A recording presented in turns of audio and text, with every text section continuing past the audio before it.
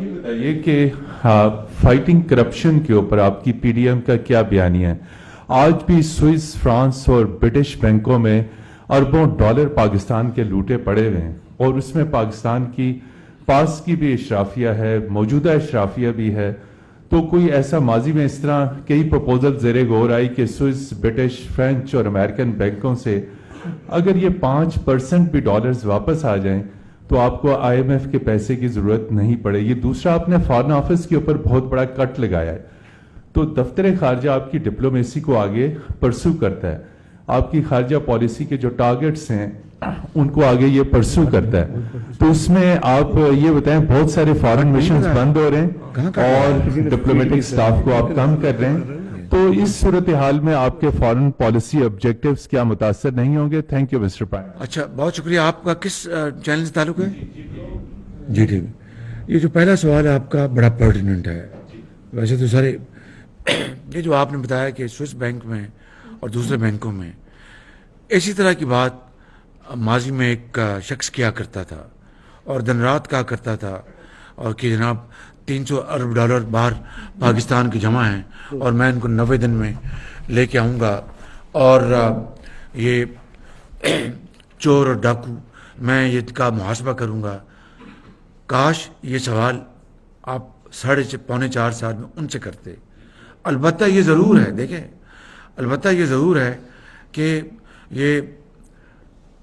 یہ نظام ہے قدرت کا. وہ انگریزی میں کہتے ہیں کہ what goes around comes around. اب وہ جو ووٹن کرکٹ کلب میں ایک رفائی ادارے کے لیے پیسہ جمع کیا گیا تھا، وہ انہوں نے اپنی جیبوں میں ڈال لیا. دیکھیے کہ جو شخص یہ باتیں دن رات کرتا تھا ایک ناخدا بن کے کہ میں 300 ارب ڈالر لے کے آؤں گا اور 90 دن میں لے کے آؤں گا، کرپشن ختم کر دوں گا، وہ خود رنگے ہاتھوں پکڑا گیا.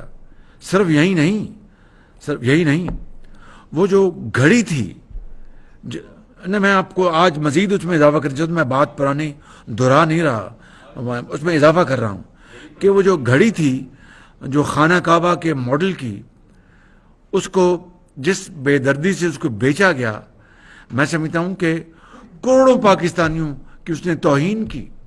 خالی اس حوالے سے نہیں کہ ایک انتہائی براری شوق سے دی تھی، وہ اس وزیر اعظم کو نہیں دی تھی، وہ پاکستان کے 22 کروڑ عوام کی تعظیم عزت کی خاطر دی گئی تھی.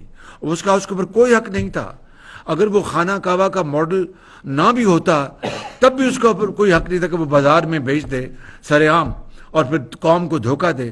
خانہ کعبہ کے ماڈل کے بعد تو ہمارا، میں سمجھتا ہوں کہ بطور ایک مسلمان کے ایک ملی جذبے کے علاوہ ایک دینی بھی ہماری سوچ ہے کہ بھائی یہ تو ایک متبرک دنیا کے متبرک ترین مقام کی اس کے اوپر اس کی عکاسی کی گئی تھی.